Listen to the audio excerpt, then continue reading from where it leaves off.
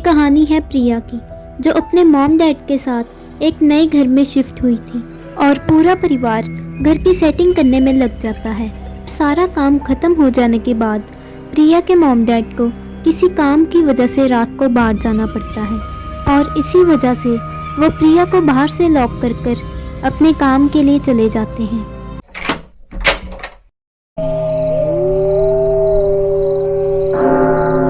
रात को प्रिया भी अपना रूम डेकोरेट करने के बाद अपनी पढ़ाई करने लग जाती है।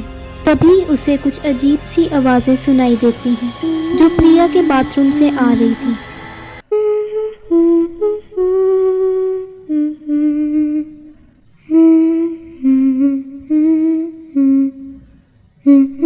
और बाथरूम के अंदर जाकर देखने पर वहाँ कुछ भी नहीं होता।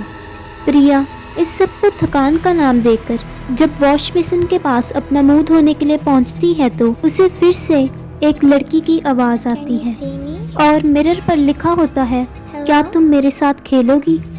I just want to play a game with you. पर पीछे मुड़कर देखने पर वहाँ कोई भी नहीं होता। I'm here. और जैसे ही प्रिया Behind अपना you, मुंह look. वापस से मिरर की तरफ करती है Behind तो you. उसे एक लड़की की परछाई दिखाई I'm देती है। behind you. I am right behind you. ये सब देखकर प्रिया बाथरूम से भाग जाती है और अपने बेडरूम में पहुंचकर वो अपनी मम्मी को कॉल लगाती है। हेलो मम्मी, जल्दी घर आ जाओ वरना वो लड़की मुझे मार देगी।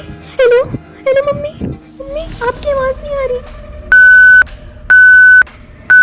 और प्रिया के फ़ोन का सिग्नल भी चला जाता है। तभी प्रिया को फिर से बाथरूम से वही लड़की की आवाज़ आती है Wincy spider went up the water spout.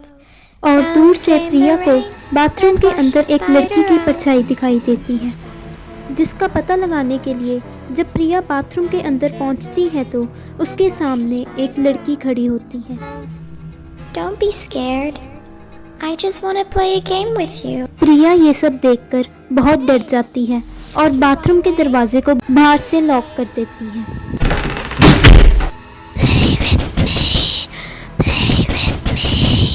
प्रिया को कुछ भी समझ नहीं आता और वो रोने लग जाती है। अब मैं क्या करूं? तभी अचानक से रूम की लाइट्स भी खराब होनी शुरू हो जाती हैं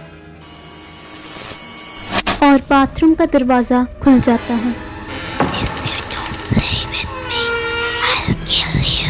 प्रिया अपनी जान बचाने के लिए सीढ़ियों से नीचे भागकर मेन डोर खोलने की कोशिश करती है। कोई तो खोलो दरवाजा, कोई तो खोलो। It seems like you don't wanna play with me. Please मुझे छोड़ दो, मैंने क्या किया, मुझे माफ करो। Now you're going to die.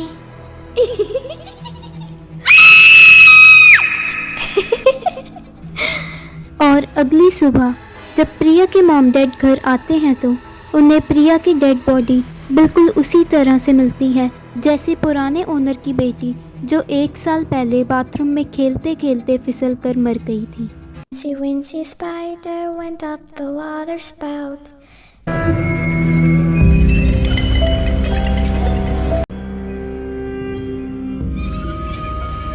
कई बार इंसान अपने गुस्से और घमंड में ऐसा रास्ता चुन लेता है कि चाहे उसे बाद में जितना भी पछतावा क्यों ना हो, वो उस रास्ते से कभी भी वापस नहीं आ सकता। ये कहानी है बगलपुर गांव की, जहां एक बहुत प्रसिद्ध पंडित सुधीर चंद रहा करता था। पर गांव में एक नए पंडित किशोरलाल के आने की वजह से सभी लोगों ने सुधीर चंद के पास आना बंद कर दिया था।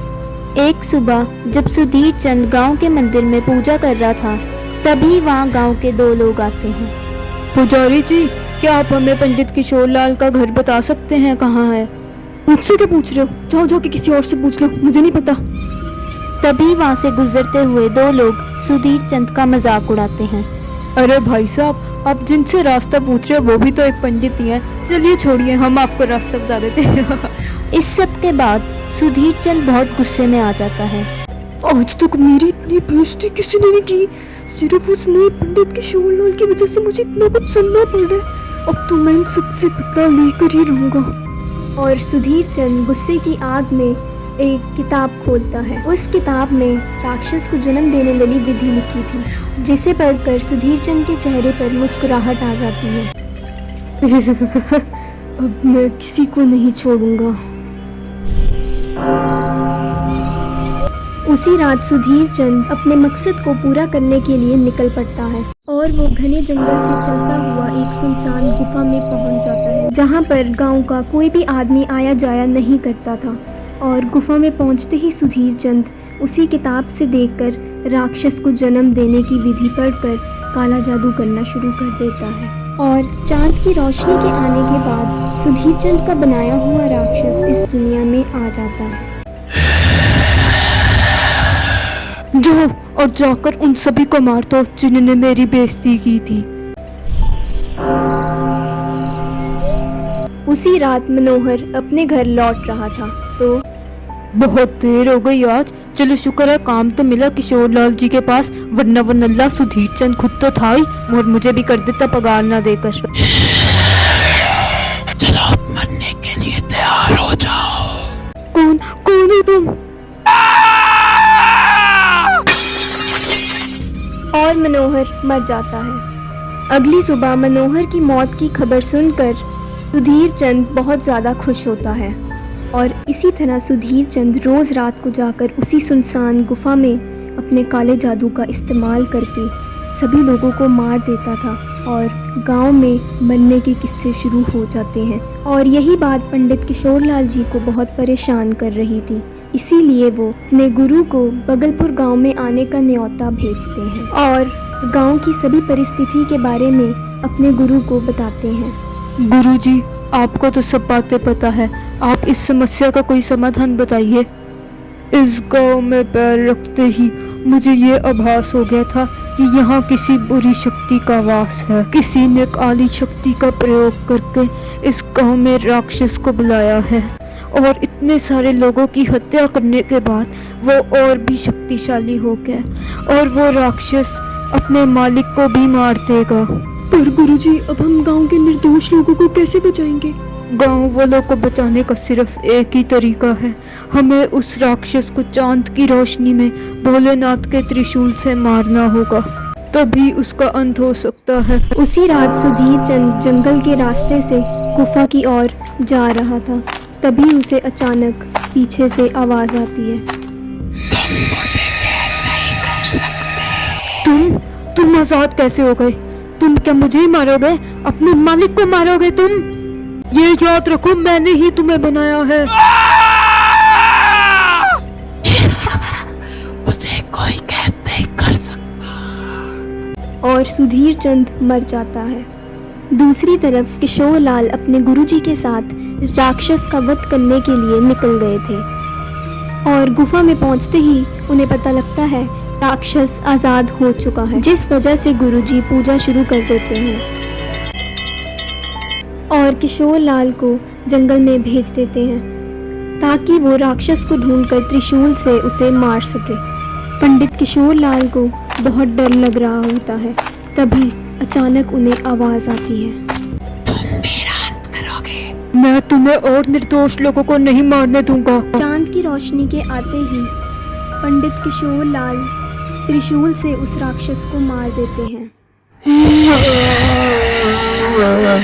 और राक्षस की राख को मिट्टी में गाड़ देते हैं। उस राक्षस की राख किसी के भी हाथ नहीं लगनी चाहिए, वरना अनर्थ हो जाएगा। 2 साल बाद एक दिन गांव के बच्चे उसी जंगल में खेल रहे थे, तभी एक बच्चा खेलते खेलते मिट्टी में से उसी राख को बाहर निकाल देता है। तभी उसे कोई आवाज आती है और वो वहां से भाग जाता है। आखिर मैं फिर से आजाद हो गया।